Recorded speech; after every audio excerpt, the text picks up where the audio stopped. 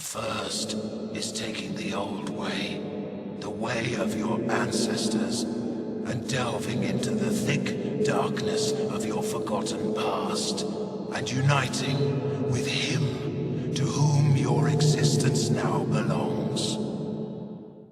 And the second one is dying restlessly, waiting for the day to come, for you to be taken forcefully from the depths of your eternal slumber. I would take these words seriously if I were you.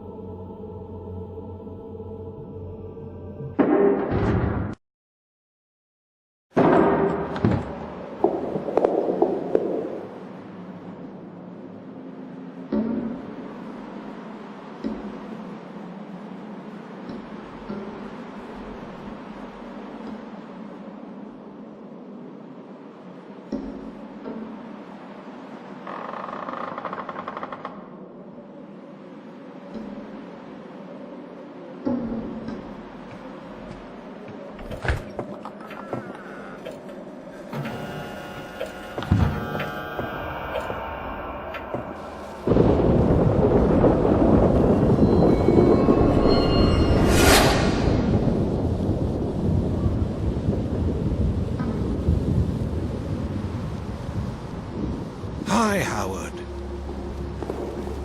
I know this is shocking, but I am loath Nolder. It seems impossible to believe, but it's the truth. As you can see, my new body is not in good shape. I'm taking something to slow its deterioration, but the worms will have me soon. So listen carefully. Time is very short. We must stop them. Stop whom? Don't you remember? I think the drug I gave you was a bit much. What drug? What are you talking about? The drug I gave you when I took you out of the asylum. If I hadn't given it to you, you would have been gone for good by now. It was prepared by a very powerful shaman. But I think it prevents you from remembering what happened and who you really are. This is all nonsense. I don't understand what you're talking about. You told me to come here, and I am here. In the very house of my ancestors. What is the meaning of this? Do you know that my father is lying in that tomb? Can you tell me why he killed himself in there? Why my mother never told me anything about my father? Why I remember things I've never known before? What is happening to me? You must be calm. I am in a worse condition. I know this seems like nonsense, but it is happening. This world hides secrets that people must never learn, and we are a part of those secrets. Please, calm down and try to understand what I'm about to say to you. I've given you a special drug. You haven't lost your control, have you? So don't be afraid. The drug won't let him possess you too soon, but it won't last long. We must be quick to find the entrance to the sunken city. It is right under this town and its outlying areas. Sunken city? The necropolis city of a pre-human reptilian race. What is your connection to this situation? As you know, I went on a long journey 5 years ago. During my travels, I sought clues that would give me some insight into my own family history. I visited a lot of places, but I finally found my answers in a primitive forest village.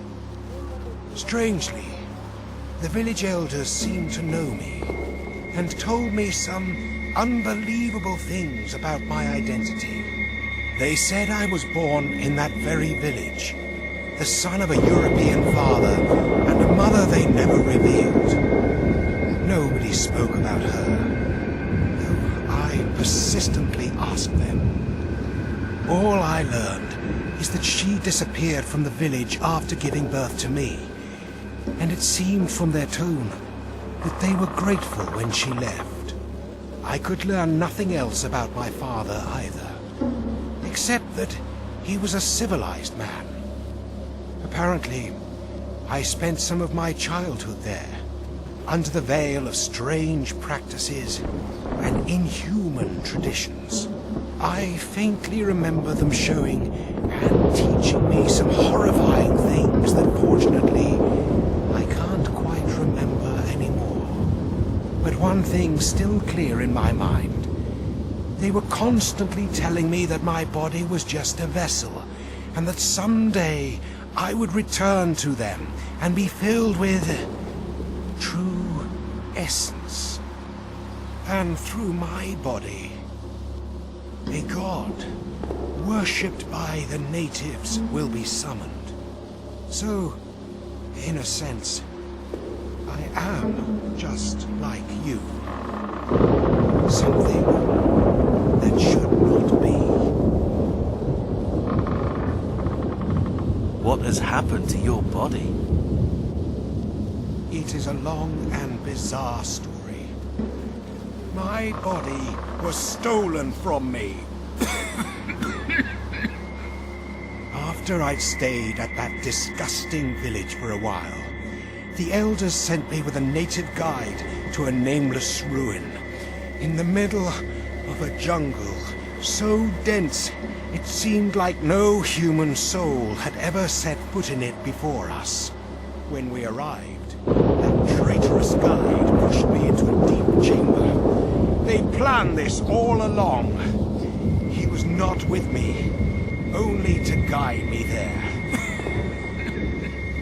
When I opened my eyes, I was in an enclosure with lavishly carved stone walls. I was tied tight and saw some masked figures sitting around me chanting something. They were not human. Try to imagine this. I was alone with things that were not human. Their constant hissings still reverberate in my ears. They gave me something that made my mind go cloudy. Then, I believe I fainted. I don't know how much time passed, but when I regained consciousness, I was in total darkness.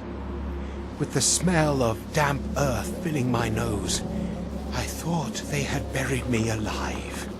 But soon, I understood how stupid it was to expect this kind of mercy from them.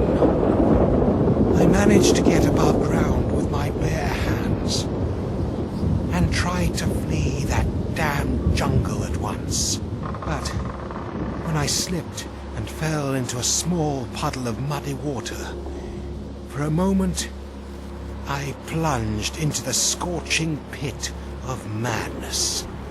The reflection in the water showed that I now inhabited the body that once belonged to my guide. Why did you take me out of the asylum? I had to. As I said before, if I didn't, you would have been totally overcome by now. They were planning to eliminate you and take your body for good. But fortunately, I came just at the right time. We now have a chance. I can't make it by myself. They defeated everyone else except you. Look, I'm tired and have to get my drug. Let's continue this conversation tomorrow.